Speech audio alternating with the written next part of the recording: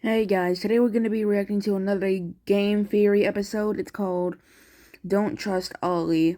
So, yeah, let's get into it.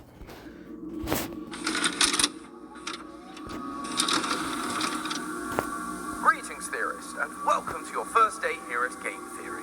Join our community whose diligence and care Yeah, it's for going to take me a while to get used to not hearing Matt's voice on this channel. others will help shape a brighter future. Just you see. Oh.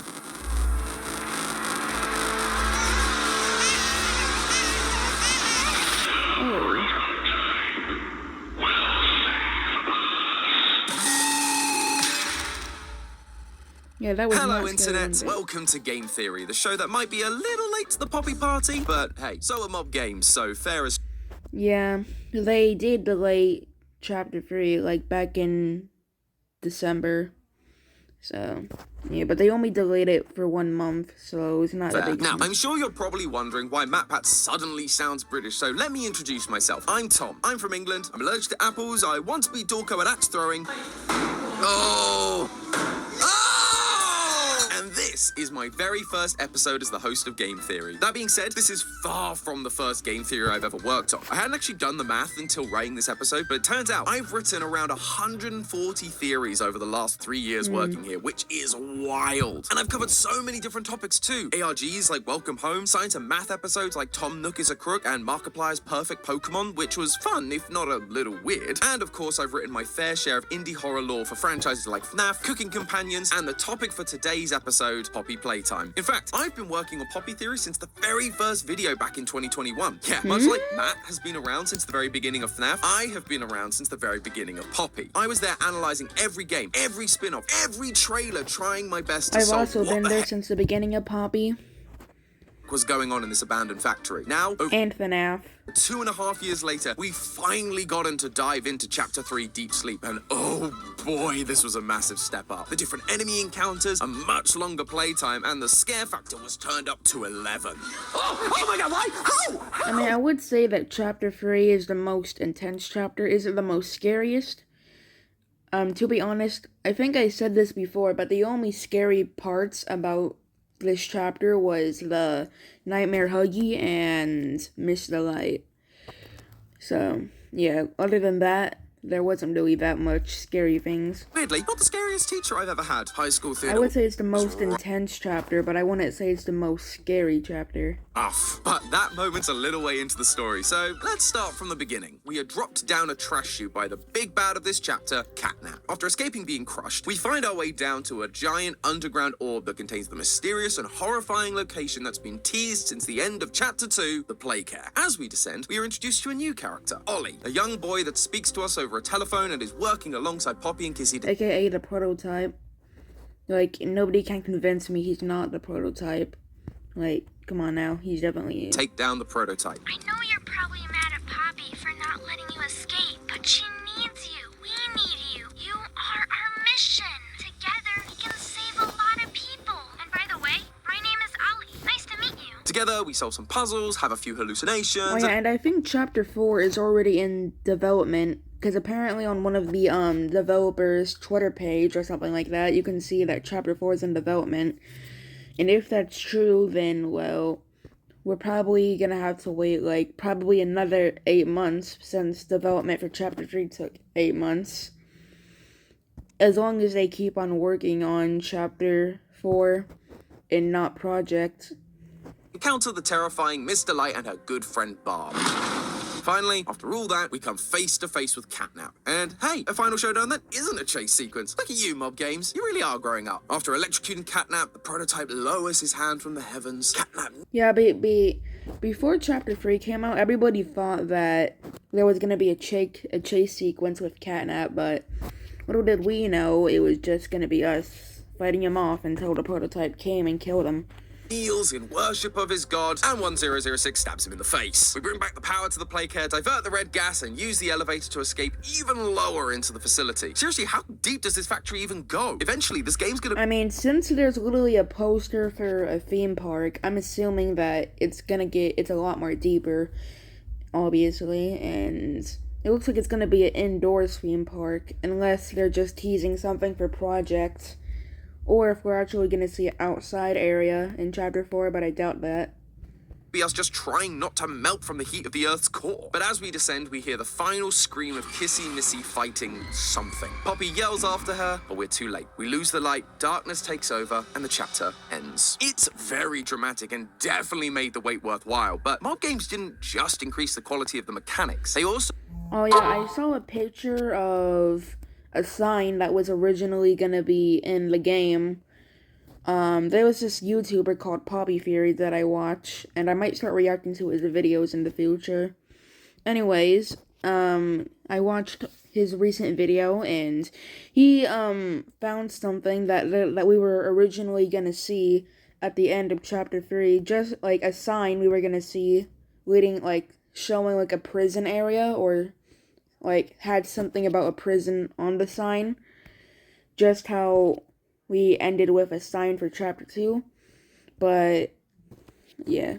But I'm not sure if Kissy was still gonna get attacked, and then we were gonna see that once we reached the bottom. But if we were originally meant to see a sign, I don't know why they changed that. Probably because it would be too similar to the Chapter 2 ending. So, yeah, but if that's real what that YouTuber showed, though, then that means Chapter 4 is most likely going to take place in, like, a prison area.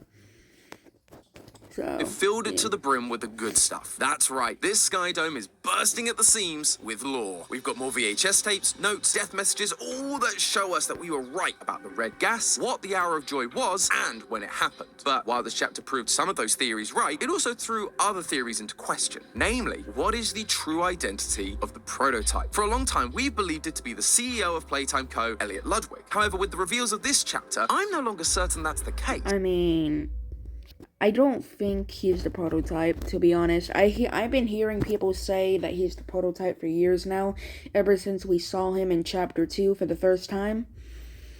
And I really don't think he's the prototype, because why would Elliot, if Elliot was the prototype, why would he be killing his own employees, and why would he be trying to escape and all of that? Like, I get that he probably doesn't remember his past life, just how it was with Thomas Clark when he was turned into Brawn, and it was most likely the same way with the kids when they were turned into toys, but still, like, I really don't think it's, like, I don't think it's Elliot. I really don't. Like, some people are saying that Elliot is the prototype because Poppy could be his daughter, and he wants to live eternity with his daughter, but I don't see that happening. So, yeah, I really don't think it's him. We don't even know if the prototype was human once, because, to be honest, it seems like he's a robot, so they might have just created a robot, and the reason why he's so smart is because, well, the robot is slowly learning about life and things. But who knows? The prototype very well could have been a human, and like, before he turned into this, just like all of the other toys, but who knows?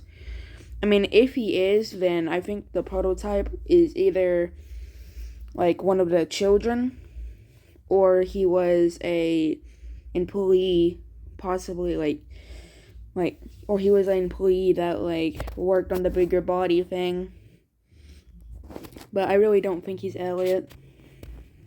And it all comes down to two characters. Our newest helper and guide through the playcare, Ollie, and the often ignored... I mean, whenever the prototype finally gets revealed, which is most likely going to be in the last chapter of the game, like, when the series ends, we'll probably find out who he really is, then, like, who he really is and who he was before he was the prototype. And if it turns out to be Elliot, then people are going to say that's a copy of FNAF, since William was the founder of Freddy's, and then he was turned into one of the animatronics, Springlocked, and then people would say that Ma would be copying FNAF with that, so I really hope he isn't Elliot. So, yeah. What an angry character we hear about from the VHS tapes. Rich. Something old? But I can't imagine, like, there being, like, a Playtime Co. employee who, like, got sick just like Thomas and wanted to live forever, and then this person was very smart and crazy, and then he asked Playtime Co. to turn him into a toy, aka the prototype, so he can live forever. And this is what he does as a prototype. Something new. Feels kind of fitting for my first episode, really. Step into my shiny metal cable car, friends. It's time for us to find the truth hidden inside this horrifying factory. Kind of makes me feel like Willy Wonka. Come with me, and you'll be in a world of pure annihilation. Eat your heart out, Chalamet. So to kick things off, why do I think Elliot Ludwig is deconfirmed as the prototype? Well, in this chapter, there is a radio program we hear playing while exploring Home Sweet Home. Local authorities report that. Yeah, they said there was a child in there. But if he's gonna say that that's the prototype, like, to be honest, I don't really think the prototype was a child if it was a person before it was turned into the prototype, because whoever the prototype was before it became the prototype was obviously a really smart person. And I don't think Elliot would be capable of doing stuff like that. So I think it's definitely somebody who, like, who knows, like, it could possibly be one of the employees that died and they brought him back as the prototype. Who knows? The body of a young boy has been found on the estate of the late Elliot Ludwig. I mean, if you listen to the prototype VHS, it sounds like there's, like, more than one person in the prototype, because the prototype says, "You be us." So, I'm wondering, like, is he talking about us, like, by him and the other toys? Or by us, like, by, there's, like, more than one person possessing the prototype? Like, I'm surprised nobody has questioned that. Like, people have been saying that he might have multiple people controlling him from the different voices, but nobody's ever brought up the fact that he says us. So I wonder if it's not just one person that possessed the prototype and there's multiple people who were killed and put into the prototype. But who knows? Bones from the skeletal structure were reported missing from the body. A child's body was found at his home missing bones and organs. The pieces that we know are being used to create these bigger bodies, thanks to some paperwork discovered during the Chapter 3 ARG. This flies in the face of our initial theories that Elliot wasn't aware the experiments were being done. Now, it does say that this was the home of the late Elliot Ludwig, meaning that he's dead when the body was discovered, but that doesn't mean that he was dead when the body was placed there. And given how explicit this is, it feels like the devs are trying very clearly to show us that he knew what was going on. In our recent timeline episode... By the way, I don't think Elliot had the intention of turning these kids into toys. I think, like, after he died, like, Harley or someone like that took control, and they were like, yep, we're just gonna turn people into toys, because Harley was the one that said, what if the people that's working for us weren't people but toys? So it's either that Harley took over after Elliot died and he was making the employees turn the kids into toys after that. If so, then that's kind of fucked up. So our proposed solution was that he was aware, but lost his memory during the conversion process, like we see happen to Thomas Clark during the Restoration VHS tape. That's why he turns on the staff despite being involved in the experiments himself. However, I'll be the first to admit that this is pretty speculative. We've not heard from Elliot Ludwig himself outside of the announcement for Playcare. We've assumed that he would become angry because we feel like he wanted to help the kids rather than hurt them thanks to the adoption posts around the factory, but it's a pretty loose connection. I also found this post from Reddit user Infinite Universe on the Game Theory subreddit that showed a drawing from Elliot Ludwig's office during Chapter 2. This drawing is addressed to Elliot, but notice what's... Oh, there's Mommy's arm, so Mommy existed when he was still alive. Interesting. And who is that? Wait, who is this? Is this a scrap toy that Mauve, like a scrap character that Mauve was gonna add in Chapter 2? Or is that just there for the drawing, like... At the top of the picture, Mummy Longleg's arm, meaning Mummy, experiment 1222, had to be in existence while Elliot Ludwig was still alive, so he cannot be experiment 1006. It's basic math. So this isn't exactly new evidence for Chapter 3, but it is I guess you're not going to talk about this doll in the middle? Like, it kind of looks like a cutout, so maybe that was gonna be like a cutout that we would find in the game station instead of the Kissy cutout we see in the full version of Chapter 2. So, yeah. Evidence nonetheless, and it was certainly new to me. Good job on finding that one, guys. So if it's not Elliot Ludwig, then who is the prototype? For that answer, we need to take a look at our something old Rich. If you have no idea who I'm talking about, I don't really blame you. To be honest, I kept forgetting who he I mean, yeah, I didn't remember who he was, or didn't even remember him until somebody pointed it out. But in Chapter 1, he was looking for boxes or something like that. In Chapter 2, he was demoted to the rejected toy room, I'm pretty sure. And then in Chapter 3, we find his tape in the caves, with a bunch of construction work around. So it looks like he had to work in here, and who knows, maybe the skeleton we see in PJ's mouth is most likely him. If so, then, well, it's most likely not him, since, well, he did. was between chapters. Despite appearing in every installment, he doesn't seem to have any connection to the story whatsoever. He was working in the storage rooms in Chapter 1, he got I demoted. mean, I heard some people say that he could possibly be the person we play as, but I don't think that's him. Like, I really don't. Chapter 2 to the quote. Because he was probably one of the people that was there during the Hour of Joy and was murdered, and then, well, Island of and Misfit then made a part of the prototype shrine. Toys, which, nice Rudolph reference there. But third time's the charm, I guess, because now in Chapter 3, he's back with another VHS in one of the caves we explore outside the Playcare. When I heard his name, I realized he had to be important to all this. And thanks to this new VHS, I think we know why. Have a listen and see if anything jumps out to you. I take it you're not a fan. Oh yeah, the voice actor for this dude was changed for some reason. Like, we still don't know why. So, yeah. Of these plays, are you? Nope. Never liked the feel of it. I mean, don't you think these kids deserve some real sunlight instead of floodlights and painted skies? We're not even allowed to talk to these kids. And you can tell he actually cares about the kids at there, though. Isn't that... Sorry, Stu. Sorry? That doesn't sound like the Rich I know. Well, trying to stop being so pissed off all the time. My wife says I'm a lovely man, but I gotta control my I temper. wonder if we're gonna see more of Stu in chapters, though, since we've been seeing Rich, VHS tapes every chapter. I wonder if we're gonna see, more VHSs with Stu in it, probably in Chapter 4.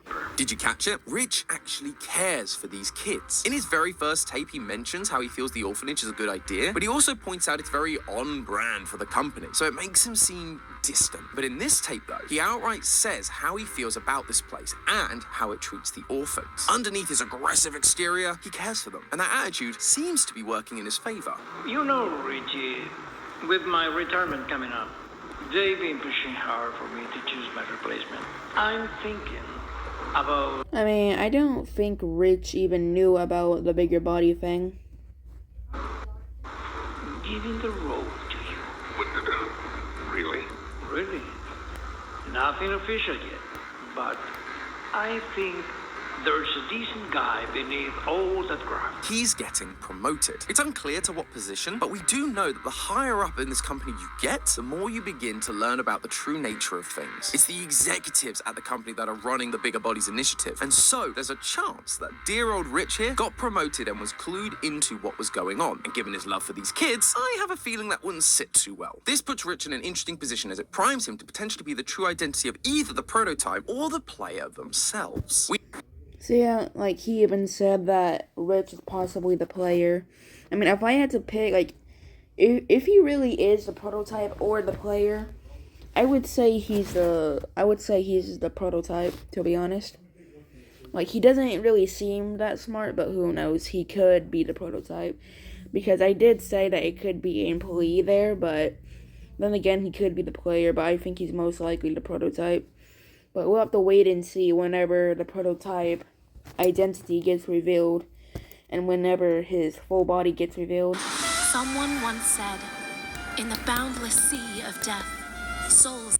We know the player is an ex-employee thanks to the descriptions from Chapter 1. The player was recognized by both Mummy and Mr. Light, meaning he had access to both the game station and the playcare, areas that were only really operated by staff members involved in the experiments. Plus, when we looked at the slides of the executive staff members in Chapter 2, one of them was conveniently missing a name, likely so he couldn't figure out who we were. If Rich is getting promoted, there's a chance he was given access to these facilities and continued to climb the ladder to be an important part of the team. So much so that he was informed of the experiments they had been doing, which would have horrified him and likely led him to quit, only to return years later. The problem is, the letters that fell off the sign of the executive slide. I mean, if he were to quit, though, I don't think Playtime Co. would just let him go like that.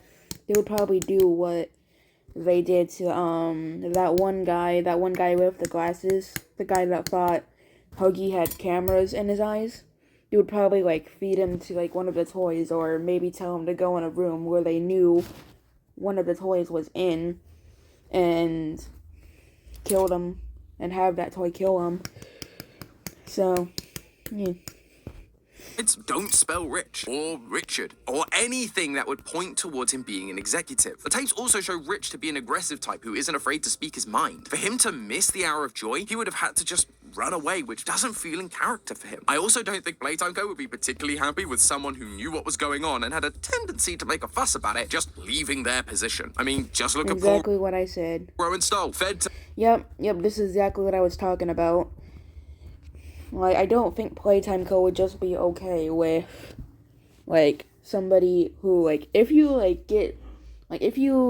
know about what's happening behind the scenes with the bigger bodies thing and this company turning kids into toys, and you decided to not go along with it and quit, I don't think they would just let you go and just let you quit like that. They would probably do what they did to Rowan Stoll and make you go, send you to a room where they knew the toy, where one of the toys were, and that toy would kill that person. So, but who knows, maybe they were planning on doing it, but before they had the chance to do it, the Hour of Joy happened. Because if our main antagonist did quit, which is most likely the case, which is the only explanation on why they weren't why they weren't there when the Hour of Joy happened, if they quit recently, a couple days before that happened, or weeks, Playtime Co. was most likely planning on, killing him, or, killing him somehow. And then, before they can have the chance to do so, the Hour of Joy happened. Boxy Boo for discovering the truth and planning to release it to the public, which is why I think it is far more likely that Rich is the one that goes on to become the prototype. The VHS shows that while Rich is trying to keep it under control, he has a temper on him, which matches nicely with the prototype's violent tendencies. Because the next day I got demoted down here to the freaking island of misfit toys! The prototype seems to possess an unprecedented level of intelligence, as well as an alarming willingness to commit violence. Rich is also temperamental, flying into these aggressive moods with very little I prompting. mean, who knows? He very well could be the prototype, but I don't really know, dude.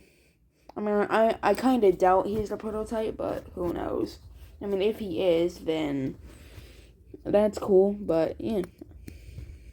Just hard to be happy about it when manufacturing's on our necks about it, because we can't fight stupid ugly foxes! But if he is, that means, when he was demoted, he probably found out, when he was, he probably found out what was happening with the bigger body thing, and that Playtime Co. was turning them into toys, and was probably gonna share it to the public, just how Rowan Stoll was going to, but then another toy killed them, or they killed him themselves.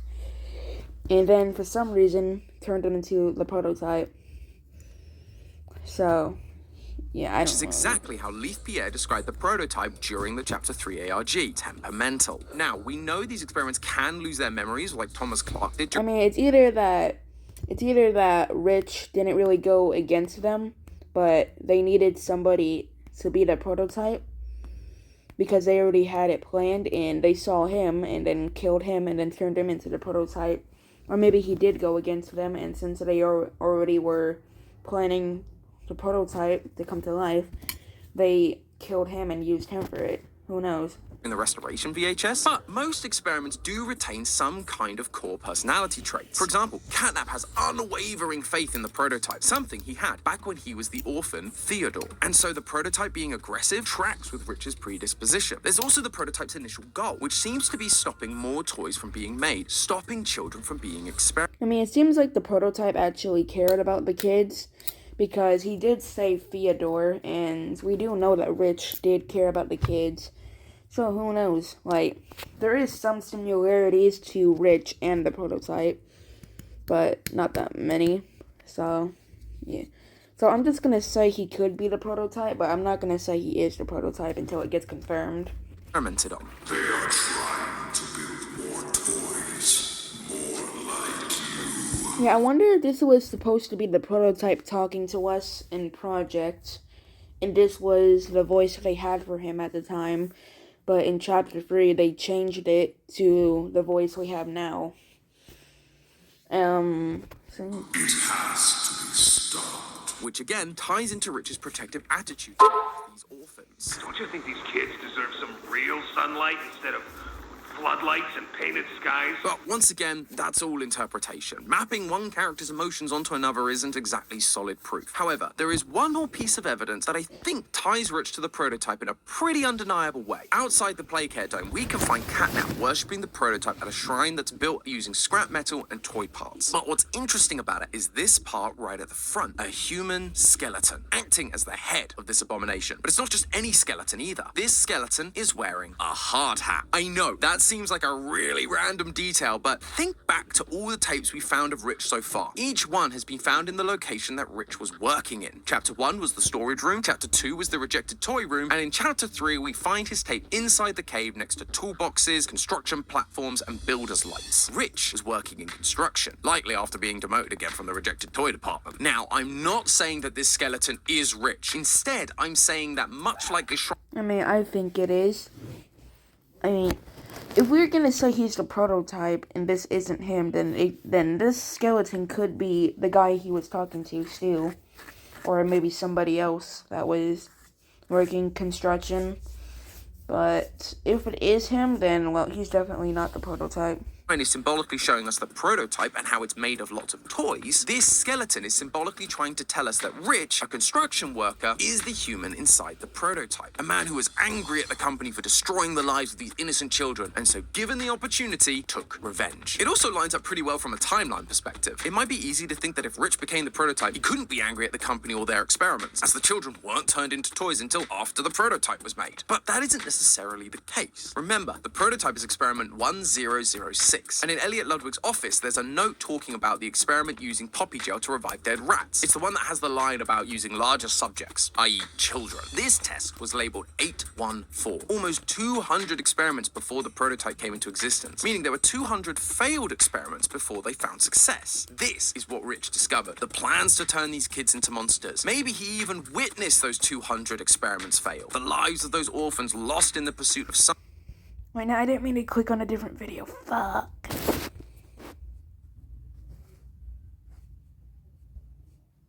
I'm like, get these ads out of my face, bro.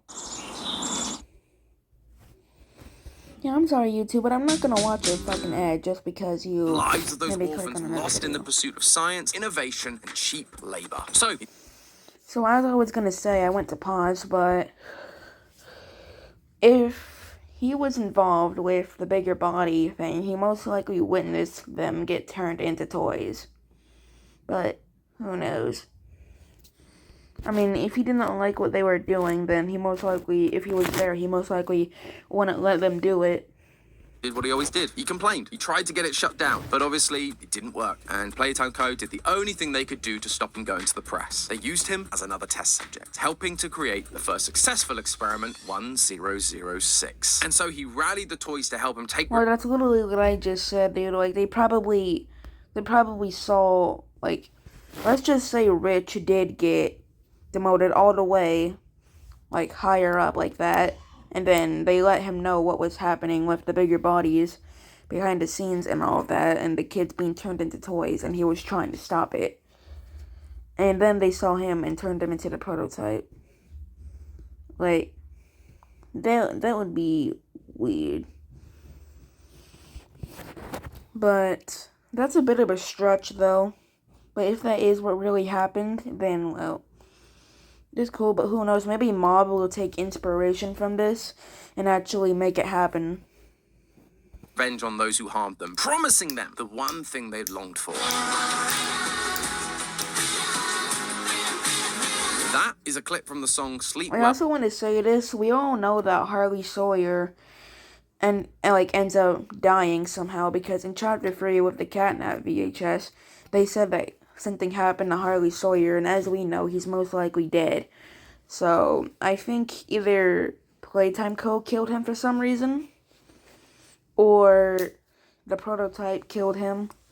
I think the Prototype most likely killed him, because knowing Harley Sawyer, he most likely wouldn't just quit and leave Playtime Co., since he was really, obsessed with the Prototype and wanted to learn more from him and all of that. So, but who knows? But if the theory that they saw Rich, when he got demoted all the way higher up, and they just killed him when he was trying to stop the experiments and used him as the Prototype, maybe they did the same thing for Harley and turned him into Dog Day. So, yeah, but who knows? But I think the Prototype most likely killed him. By CG5, a song made in partnership with Mob Games and was posted to the official Mob Games YouTube channel. It is an absolute bop, but what's more important is the extra lore hints it gives us. The song shows the toys prior to the Hour of Joy, repeating over and over again that they want freedom. This was the reason for rebelling and causing the Hour of Joy. This is what the Prototype was promising them, and as we know, they succeed. They kill off all the staff members, they have control of the factory, save the orphans, and yet, when we return, the toys are still here, still serving 1006. I mean, Poppy did say if you tried to leave, he would kill you. So that's most likely the only reason why they're even still here.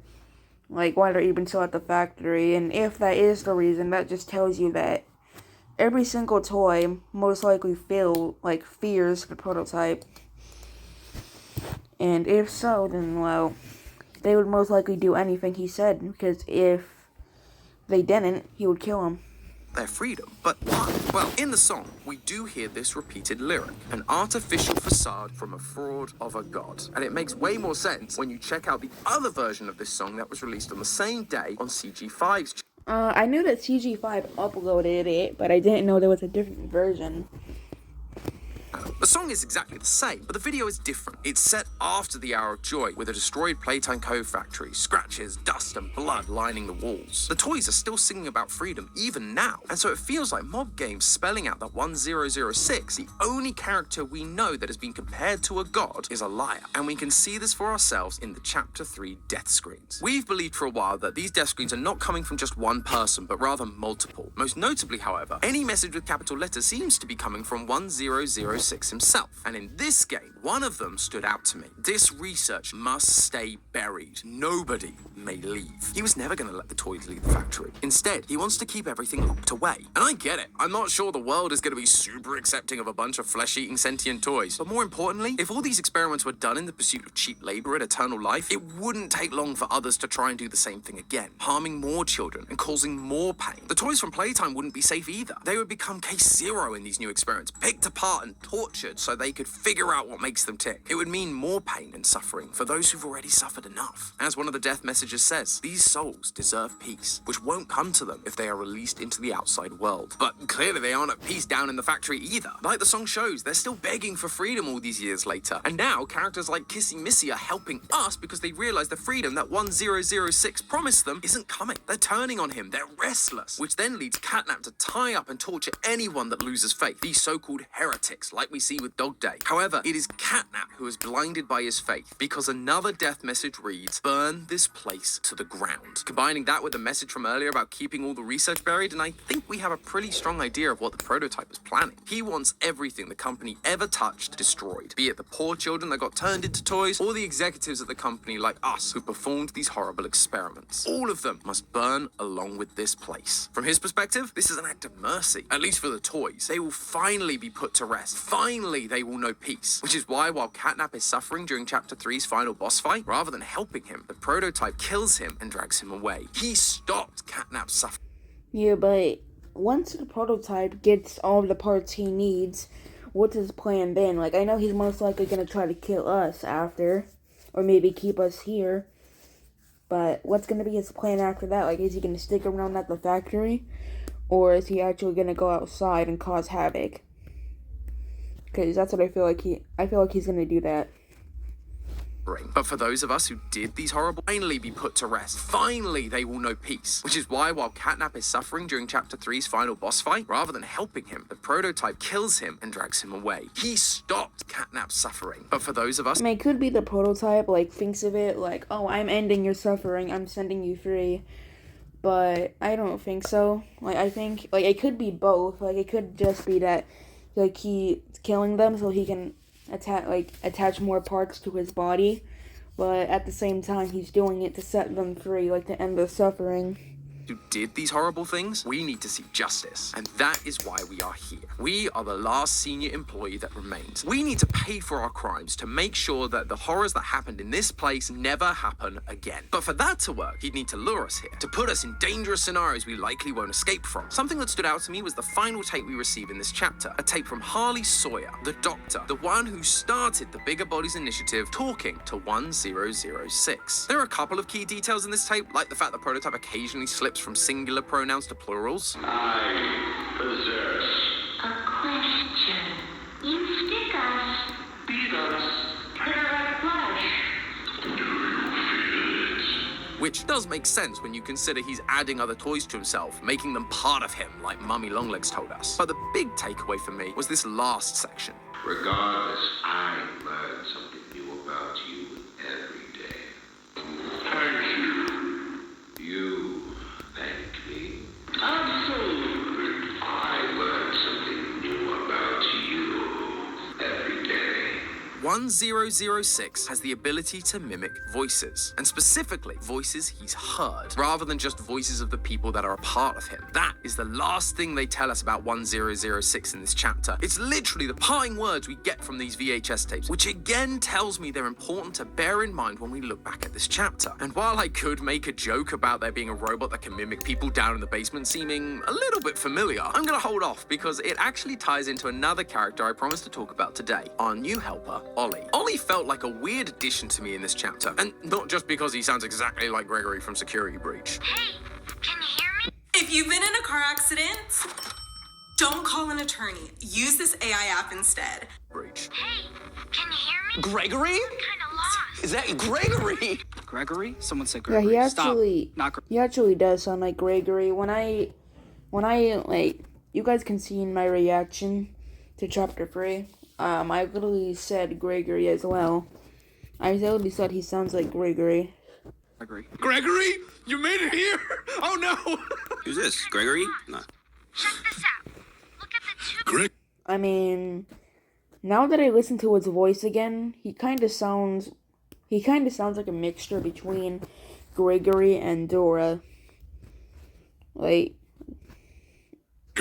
Yeah, you're not really helping the whole FNAF connection here, Mob Games. Regardless, I found his presence odd purely because of one crucial detail. He's a child. The factory has been abandoned for 10 years. Any child that somehow survived this long would be at least a tween at this point. And he does have to be inside the factory as well. Otherwise, how does he send us keys to the various parts of the playcat? It also seems unlikely that this is just a toy with a child's voice. Every toy we've encountered, Mummy, Poppy, Dog Day, all have adult voices. So if he was a toy, he wouldn't sound the way he does. But then, who is he? Simple. I'm suggesting prototype. that Ollie is a voice that the prototype is using to deceive us and Poppy. There's this drawing from chapter 2 that shows a child playing with all the bigger bodies, and in it you can actually see Poppy standing there playing with the child. Poppy is the one that tells us to trust Ollie, which makes me think that he might have been a child she played with in the facility, and that's why she's willing to trust him. Plus, if you go through the game files and look at previous maps, you can find a room in Home. Well, I'm not sure if I said this before, but let me just say it now. If I haven't, sorry, but what if Poppy is actually working with the prototype and is tricking us into believing her, and her and the prototype is working together, And she's like, oh yeah, I know Ollie, we can trust him. But in reality, she knows that that's the prototype just mimicking someone. And then there's gonna be a trap, and then, like, Poppy's gonna lead us to him so he can kill us, or something like that. So, yeah. Because I still don't know if we can trust Poppy. I mean, I think we can, but that's also a possibility. Home called Ollie's room, meaning he was a real child in the play care at some point, which would have allowed 1006 to mimic him. And here's the thing, up until now, we've managed to escape both the likes of Huggy Wuggy and Mummy Longlegs without any help from anyone. Why now do we suddenly need help to get through the play care? Sure, Ollie does have all the keys to the facility, but when it actually comes to things like puzzles and monsters, he doesn't offer us any help or advice. He goes quiet and just leaves us to it. The only time he speaks to us is telling us where to go next, leading us into more and more danger. When you beat Catnap, you also get this weird line. Wow, you did it! You must feel pretty good. With Catnap dead, you're one big step closer to the prototype. One step closer to winning. You've made your choice. You're staying to help Poppy. Well, finish the job. This win is yours. The words are technically correct. The best kind of correct. But the tone feels off, almost sarcastic, especially that line, you've made your choice. Like, my guy, I've been helping Poppy since the beginning. That hasn't changed. And also, I couldn't escape even if I wanted to. What I think this is a... Yeah, it's not really a choice. It's just something you have to do. I mean, you don't have to trust her, but what other option do you really have? Because you can't really leave because the tunnel, well, I'm just gonna call it a tunnel. The tunnel that leads to the play care back to the game station collapsed, so you can't really go back.